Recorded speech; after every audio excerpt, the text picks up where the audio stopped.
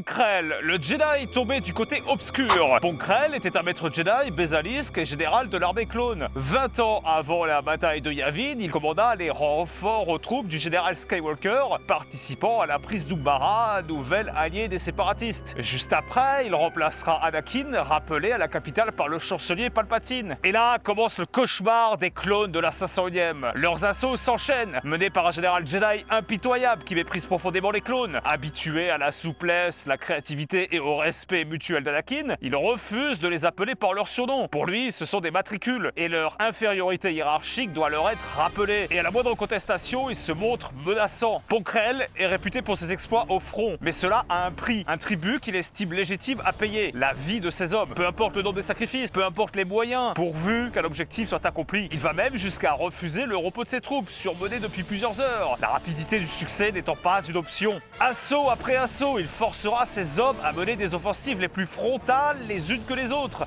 dépourvues de toute stratégie. Il reconnaîtra avoir des méthodes différentes des autres Jedi, mais voilà, ces batailles, il les gagne. Il sème la discorde au sein de la 501e. D'un côté, les soldats obéissant aveuglément aux ordres, et de l'autre côté, ceux qui défendent l'honneur, la loyauté envers leurs frères et la justice, quitte à désobéir. Une discorde qui atteindra son paroxysme alors que se déroule un peloton d'exécution improvisé par Krell, après que deux hommes aient choisi de désobéir pour détruire un vaisseau cargo qui alimentait la capitale umbarienne, permettant ainsi de tenir face aux troupes de la République. Mais aucun honneur de prévu, juste des frères ayant reçu l'ordre de les exécuter. Mais la fraternité l'emportera. Ce qui sera vu comme une énième insubordination par Krell se produisit. C'en est assez de ces clones qui réfléchissent. Il faut qu'ils payent et qu'ils servent les intérêts égoïstes de Krell. Deux sections séparées recevront des informations par le général Fu. L'ennemi a volé de l'équipement clone. Il s'apprête à mener un assaut de grande envergure, probablement déguisé en soldat de la République. Des ordres sont donnés. Repousser l'usurpateur ennemi. Les deux sections, dupées et pensant avoir affaire à l'ennemi umbarien, s'affrontent et s'entretuent. Le capitaine Rex découvre la supercherie, mais c'est trop tard. Nombreux clones viennent de commettre un fratricide. Krell est arrêté après un combat meurtrier contre ses propres troupes. Il avoue avoir eu une vision d'un futur sans Jedi, où la République, minée par la guerre et la corruption, serait remplacée par un empire galactique. Décidé à survivre, il veut en faire partie de cet empire et se rallier à Dooku, prêt à s'agenouiller comme un apprenti devant son maître. La peur de disparaître a transformé l'ancien maître Jedi en artisan du côté obscur. Une menace subsiste.